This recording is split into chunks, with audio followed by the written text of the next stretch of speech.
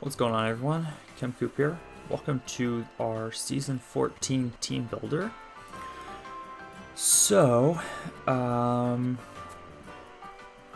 yeah, if you guys were watching the videos for last season, for Season 13, I was using that meme team with Belly Drum Snorlax. And I wanted to see if I could make... Well, one, Snorlax is obviously a good Pokemon. I think it's getting better in the metagame. So recently, towards the end of Season 13, it actually cracked into the top 30 in usage. But the vast majority of those are going to be like Curse sets. If they're going to be offensive, they're going to be Curse, Recycle, Return, Earthquake, Fire Punch, something like that. And if they're more defensive, you might see them paired with like Skarmory Gengar, with Stealth Rocks, Whirlwind on the Skarmory, and then on the Snorlax it might be more like specially defensive, with Yawn, Whirlwind, Recycle, and maybe Return or Heavy Slam or Earthquake. I've seen kind of all of those. But yeah, so those are the two really standard Snorlax spreads. So Belly Drum is pretty unexpected, and as you can see, as you could have seen in the episodes from last season, a lot of people would switch in hard onto Snorlax with Skarmory or Toxapex or whatever, because they expected a curse and like, okay, well, this Pokemon can deal with it if I switch it in. And so they would give me a free Belly Drum, and then I would just start punching holes through their team with the Belly Drum Lax. So it's definitely an unexpected spread, and that's definitely something that can help when you get into higher ladder. So I know for me, a lot of high ladder games obviously are decided by the player's skill more so than just the team building, because everybody in high ladder generally is going to have pretty solid teams. But it's playing skill, and the aspect of team building that really comes into effect is how unexpected yet synergistic your team is. So, looking at the team that I have here, you can see on the bottom right screen, seems like a fairly standard semi-stall build, right? But then suddenly there's a Belly Drum Snorlax, so my opponent might be thinking, oh, okay, I can just bring a more defensive team and just try and, slowly negotiate myself into a better position here. But then I might get in Snorlax and get a Belly Drum off, and then it's time for my opponent, because they just expected to be Curse and didn't expect me to be able to have the damage output to just start punching holes through their core. But yeah, enough about that. Anyways, I cannot take credit for this team. I didn't build it. I knew I wanted to use Mega Gengar, and I wanted to try and use Belly Drum Snorlax, but I really wasn't too sure what to pair with it. So I ended up searching up some blogs from Season 12. And I actually found this one. Person managed to get over 2,100 points with it. So obviously they're a good player, good builder. And this team looks pretty competent. I wasn't too sure about it at first glance, but then after translating all the sets and just kind of going over a few matchups with it, I was like, oh yeah, this is really well built. I can see how they managed to do so well with it and how they managed to beat a lot of common stuff. So yeah, let's go ahead and get into this. I don't want to make this too long, because I'd like to get an actual battle video out to you guys today as well. So yeah, we'll just go over this stuff quickly. And I'm going to pull up my Pokepaste here that I got of all my EV spreads, because obviously you can't see the EVs in a team builder setup like this. Yeah, I'll give you guys a link to the blog that I got this from and to the Pokepaste in the description below. And maybe after a few games, or after we start getting a little bit higher in the ladder, I might make some changes that might fit more with my playstyle. So like I was looking for a 4-tax Mega Gengar, but I can see where this one comes in handy too, because this team might have a problem dealing with some fatter builds. Yeah. Okay, let's go ahead and get into it. So, first up, we have our Mega Gengar. Shadow Ball, Perish Song, Sub Protect, so it's just a Perish Trapper here, mainly for something like the stall matchup. If you can get this in on Chansey, you can just trap it. Chansey can't really touch Gengar. It might try and Thunder Wave you, but you can sub on Chansey, and then Perish Song and delete Chansey. You can trap something like Skarmory to make way for maybe Snorlax to belly jump through their Chansey Toxapex or whatever they might have in the back. That sort of stuff. We are 236 HP, 20 special attack, and then max speed, 252 speed, timid. 236 HP, I believe, lets us live a +2 Shadow Sneak from Bulky Mimikyu, which tends to be like 156 Adamant. 156 attack Adamant, yeah. So I believe we live that on all but the highest roll. And I believe we also take a Hex from offensive Megagar, but I'm not 100% sure on that one. But I think that HP lets us do it with that. So yeah, this is really just our Trapper. We can try and get rid of stuff that's really annoying to maybe Snorlax or Heatran or Lele or whatever we're trying to really break through our opponent's team with. We can just trap it, get rid of it, and then make way for our other two mons to just kind of punch through. Yeah, okay. Moving on, we have a Choice Scarf Tapu Lele. You guys can see it's just a standard 252 special attack, 252 speed, modest Lele. The 4 EVs are dumped into defense, but it doesn't really matter. Psychic Psyshock.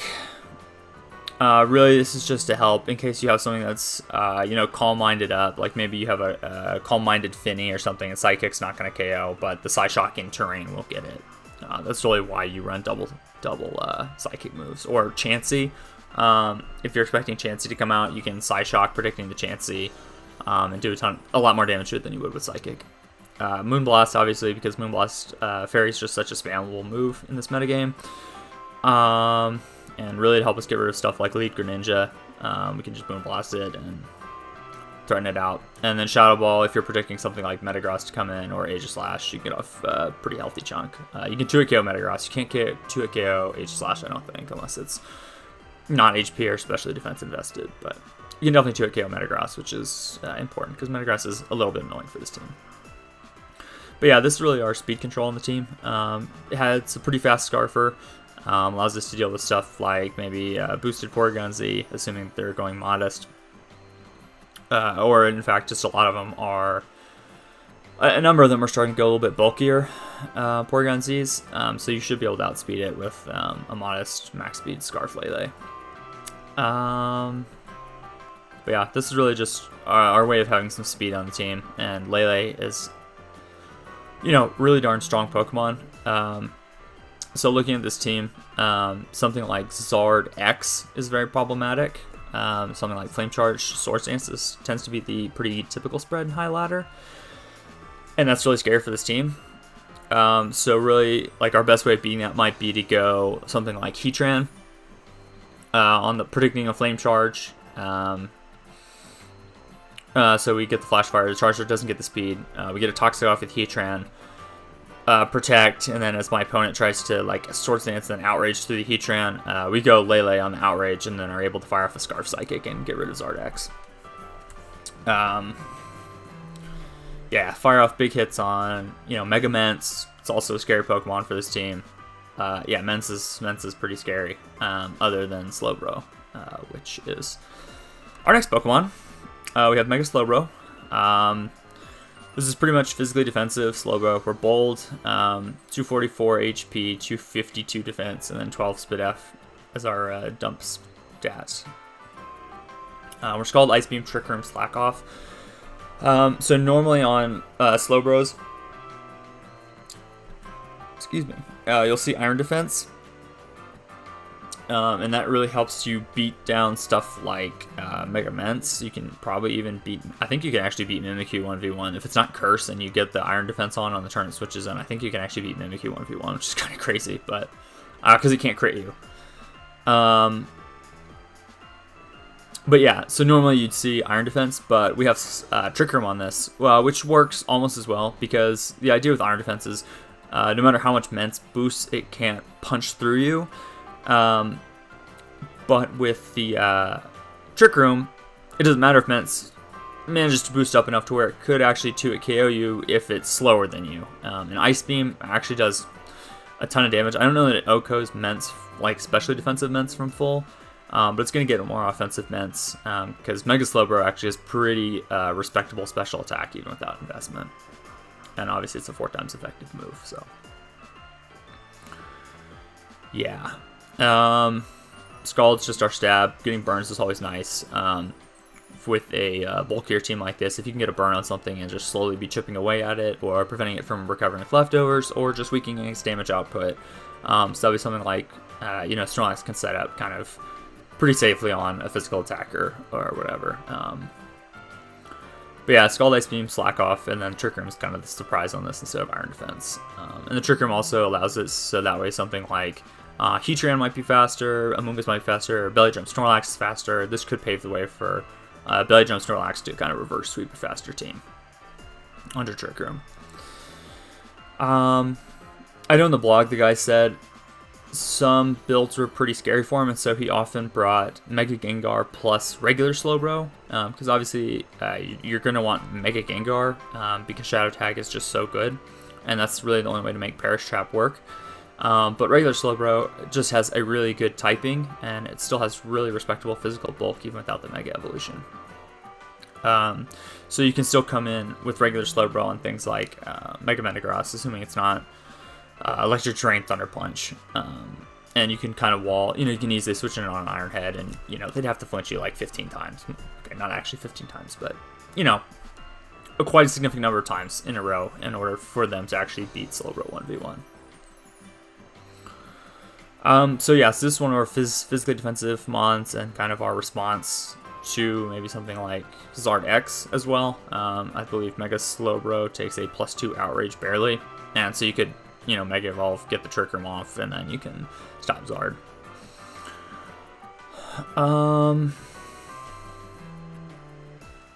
Yeah, I think that's pretty much it. Moving on to our boy, Snorlax. So this is our Adamant, Gluttony, Figgy Berry set. Return Earthquake, Belly Drum, Recycle. Earthquake over Fire Punch this time. I think really just that way you don't have to worry about attack drops or taking Iron Barbs damage or something, because +6 Earthquake is going to get something like Ferrothorn regardless, I believe. So we don't have anywhere near as much attack or speed as the one I was using in my last season videos, because this Snorlax isn't meant to just get the Belly Drum off and then just blast through an entire team. It's not meant to be able to outspeed. It doesn't need to outspeed certain things like Tapu Fini or whatever that might try and taunt it or whatever. That's because we have other ways of dealing with Fini besides just, I have to get the Belly Drum off with Lax. That's not as big of an issue, so we don't need as much speed because we're not running Sticky Web support. We're not really going to hit any significant benchmarks, so it makes more sense to make this a bit of bulkier Snorlax. So we have 116 HP, gives us, I believe, 250 HP points at level 50. So that's an even number for belly drumming. We only have 76 attack, which is an 81.7% roll on 228 HP, 140 defense, Impish, Hippowdon. So we're not going to be able to do OHKO fully Fizz Def Hippowdon 100% of the time unless rocks are up, and then in which case we have a decent roll. So only 76 attack. And then we have, I believe, 44 speed, which gives us the edge over Toxapex, which is probably the most common haste Pokemon in the tier. And then we have 156 defense and 116 Spidef. I think the Spidef is just for like Lele Psyshock, or Psychic, sorry. And then the defense, I believe, lets us take 2 Earthquakes from... lagging out my computer. Opening the calculator, but I believe they said it was for Landorus Earthquake. Can check that later, but I believe the defense allows us to take 2 that Landorus Earthquake from a pretty offensive Landorus does less than 50%. So yeah, this is our Snorlax. It's really just to help us break through some fatter teams, and it's pretty unexpected. So maybe something like, Bulu Pex Tran, we can just punch through that with Lax, with a Belly Drum off on Toxapex or Heatran or something, and then that's game. Yeah, all right, let's go ahead and move on. Last two members of the team. So we have Amoonguss. This one is also physically defensive. Let's see, where's my EVs? There we go. Yeah, this guy's physically defensive as well, just to help check stuff like Mimikyu, which is otherwise kind of scary for this team. So we're Black Sludge, regen, such a great ability, especially with the double regen core like with regular Slowbro plus Amoonguss. It gives you a lot of bulk without having to click Slack Off or any kind of recovery move. But yeah, 236 HP, 252 defense, bold, and then 20 special defense. We have Giga Drain, Clear Smog, Foul Play, Spore. Spore, obviously just a really broken move. Being able to have 100% accurate sleep move on everything but grass types or when electric terrain or misty terrain is up is phenomenal. Clear Smog allows us to remove boosts from stuff like Mimikyu. So if it tries to Swords Dance on us with Clear Smog, we break the disguise and we get rid of its boosts. So yeah, Clear Smog is going to be really nice. Maybe something like Calm Mind Finny too. Remove Calm Mind Finny's boosts. It's going to really struggle to break through Amoonguss then. Giga Drain just for stab, help us recover a bit more, and give us a super effective way to hit Finny that's not a 50 base power move. I already talked about Spore, and then yeah, Foul Play really just for physical threats. So maybe you already broke Mimikyu's disguise and it's at 70%. You can Foul Play and just get rid of it if it's at +2. But yeah, Foul Play is just helpful for anything that tries to set up, and also gives us a way to hit something like Gengar a bit harder than we otherwise would be able to. Yeah, just a good pivot Pokemon. Alright, and our last guy, Heatran. Flamethrower, Stealth Rock, Protect, Toxic. This is really our main way of switching into Aegislash and Porygon 2. Because obviously we're especially defensive. You can see that we're Calm Nature. And we're 212 HP, 52 special attack, and then 244 special defense. So we're really specially bulky, really intended to be able to switch in repeatedly on Aegislash and be able to Flamethrower or set up Stealth Rock on the Aegislash, get a Toxic off, expecting something to switch in, that sort of stuff. Yeah, really, really good Pokemon. For us, I've been wanting to use Heatran for a while because it's always such an annoyance for me when I play, because this thing just has really good bulk, it's really strong, and just Toxic Protect is just so annoying. Because I love using Porygon 2, and so anytime I see Heatran, I'm like, oh, well, good luck breaking this thing, because it's always going to be able to come in, get a Toxic off, and just kind of start harassing a little bit bulkier builds. But yeah, that's our team. As you can see, it's semi-stall build, and then we have a couple of breakers with Lax, Lele, Gengar is a trapper. So we have some ways of dealing with fat, but we also just have a really bulky core ourselves that hopefully we can just pivot, and just bounce around, chip things down, and eventually put ourselves into a winning position where, maybe we can bring, Slowbro, Amoonguss, Lele, for example, and just use Slowbro and Amoonguss to weaken stuff, to where we can eventually get in Lele, lock ourselves into one move, and then just KO everything. But yeah, I'm looking forward to it. I really do respect this build. Games are going to go a lot slower than they were when I was recording my Season 13 videos, but hopefully I can get some better games and get it to high ladder relatively quickly with this. Yeah, I really like the build, so I'm going to have to play around with it, learn how to play with it a bit better, just because anytime you're using a bulkier team, you have to be really cognizant of what is terrifying to you and how you have to play against it. So, something like Thunderous Therian is always a really scary breaker for bulky builds. Volcarona's scary Pokemon. Yeah, there's just some really offensive Pokemon in this metagame that are terrifying for bulky builds. So I'm going to have to learn to recognize those and understand, okay, well, if I see this, I have to play super aggressively to make sure I don't get set up on and swept, or, you know, or I have to bring these 3 every time I see this, or, you know, whatever. So it's going to take some time to get used to that, but I think I'll be able to do pretty well once I get a little bit more experience with this team. Anyways, hope you guys enjoyed. Like I said, this team will be in the description below if you want to use it on Showdown, or if you want to build it for yourself on Cart. And I'll see you guys in the battle video. Hopefully I'll have one up for you a little bit later today. Anyways, until next time, Kim Coop signing out. Peace.